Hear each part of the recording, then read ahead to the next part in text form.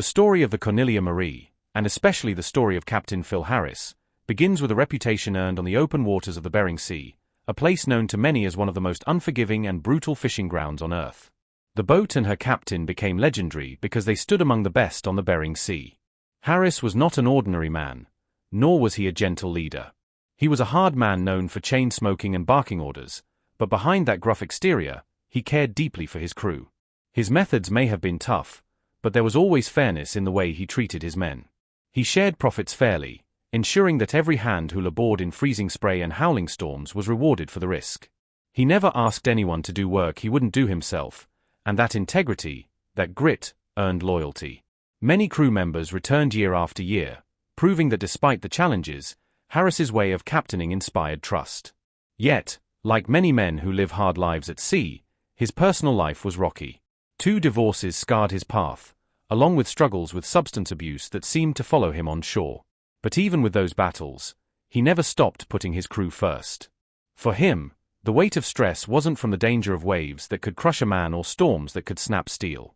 He said it was from empty crab pots, because an empty haul meant his men might go home empty-handed, and that, more than his own survival, broke his heart.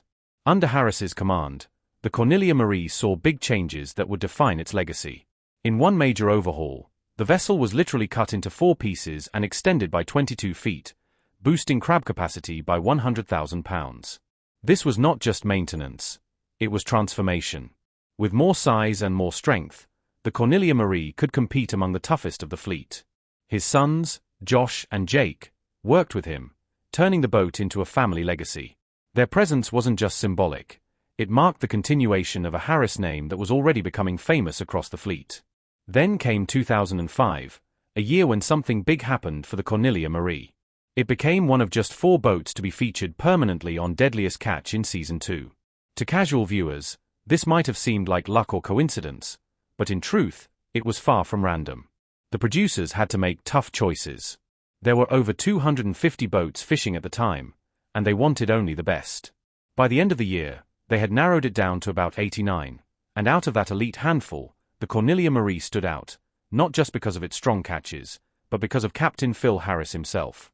Phil wasn't sure at first. He worried that cameras would disturb life on board or reveal too much of the reality that only fishermen knew. The talks with the network were hard. The Discovery Channel wanted boats that were both reliable and full of personality. Phil, on the other hand, wanted to protect his crew's privacy and keep filming away during dangerous work. But the timing was right. That year, the fishing world shifted from the old Derby system to the new individual fishing quota system. Only the top boats made it into this smaller elite group, and the Cornelia Marie earned its spot. Bringing Phil's sons, Josh and Jake, onto the Cornelia Marie was a bold move. This wasn't just a family decision, it added a whole new layer to the show. Phil didn't go easy on them. He made sure they worked as hard as anyone else. What viewers saw was real. The tension, the fights, the moments when being a dad clashed with being a captain, it was all raw and authentic. There was one moment that viewers never forgot. Phil looked at Jake and said, "You need to go to treatment, man. At least you'll have a fighting chance." That painful honesty struck viewers as more than entertainment. It was a father pleading with his son's life. The show followed the brothers as they learned the harsh world of crab fishing, and it also showed their struggles when Phil's health began to fail. When Phil died in 2010, millions of fans felt the loss. Josh tried to lead. Jake fought his demons. The Harris family's ups and downs kept people watching, because it wasn't just a show, it felt like watching real life. Phil's personality was a huge reason why fans loved him. He said what was on his mind without filters. He was funny in a raw, honest way. Who could forget lines like, "I feel like a one-legged man in an ass-kicking contest," or, "Now you know why lions eat their young." His humor, born of salt and smoke, helped him push through the hard times, and it made people connect with him. When Phil had a stroke and later passed away, over 5.4 million people tuned in. Many said they cried with the Harris family. To them, Phil wasn't just a captain. He became the heart of Deadliest Catch. Fans still share his quotes online. They still buy shirts and hats with his sayings. His spirit lives on. And then there was the boat itself, the Cornelia Marie. It didn't look like the others. With its bright yellow and blue colors, it was easy to spot even in a crowded port. The look wasn't just for show. It turned the boat into a brand. People bought hats, shirts, and model ships. They posted photos whenever they saw the boat tied up at a dock. Even when the Cornelia Marie changed owners or took breaks from the show, its image stayed strong. That bold paint job made it a symbol of grit and tradition, something more than just steel and engines. The Cornelia Marie also became famous for its crab hauls. From the start, it was known for bringing in big catches. Phil pushed the boat and the crew hard. During the tough 2005 season, the Cornelia Marie was among the top boats. Phil took risks to stay ahead of storms and rivals. The boat itself helped, too.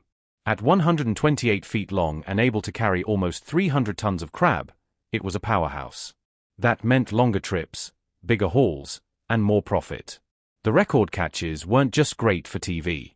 They showed the skill and hard work of the crew, and they made the Cornelia Marie an icon. Phil Harris was larger than life, but so was his struggle with addiction. He wasn't just the tough, no-nonsense captain of the Cornelia Marie. He was the man viewers saw with a cigarette always between his fingers, sometimes lighting one from the end of another. The cameras showed it all: his chain smoking, his endless pots of coffee, his cases of Red Bull. This dangerous mix tore apart his health. Even after pulmonary aneurysm at sea in 2008, Phil wouldn't quit. Doctors begged him. His crew begged him. His sons begged him. But Phil kept smoking. The man who had survived deadly storms couldn't outrun his addiction. In 2010, it caught up with him. At just 53, Phil suffered a massive stroke.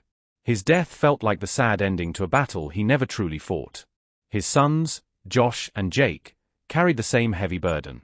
Addiction ran through the Harris family like a curse. Phil had given Josh cigarettes and alcohol as early as 10 years old. The damage started young. Jake's spiral was especially painful to watch. Heroin arrests, DUIs, and eventually, an 18-month prison sentence in 2024 after a high-speed police chase. Josh tried to stay strong but had his own battles. There were thefts. There were relapses. Again and again, the family broke apart and tried to mend itself. Behind the fame of crab fishing, their real danger was waiting at home. Owning the Cornelia Marie didn't make things easier. The boat, built in 1989, was expensive to maintain. Keeping it running cost a fortune. In 2015, just replacing the engines with two 758 horsepower Cummins diesels meant finding new partners to help pay the bills. Crew wages, fuel, insurance, repairs, it was endless. Josh once called it a black hole for money. The pandemic only made it worse.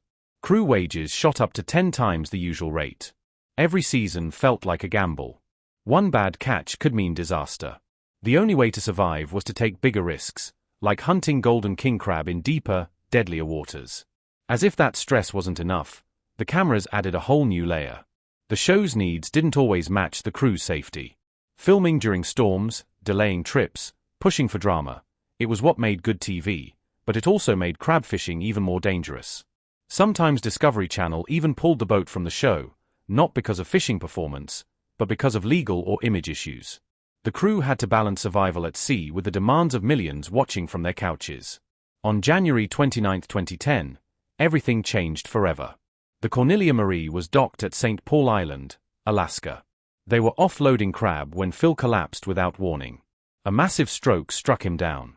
His crew jumped into action. They radioed for help. EMTs rushed in. Every second counted, but St. Paul Island was so remote that the nearest major hospital was hundreds of miles away. They got him stabilized, arranged a medevac, and flew him to Anchorage. His sons and crew were left behind, stunned, as Phil was flown away, fighting for his life. The cameras captured it all, every moment, every tear, every frantic radio call. It raised tough questions. Should such pain be shown to the world? Phil couldn't say yes or no.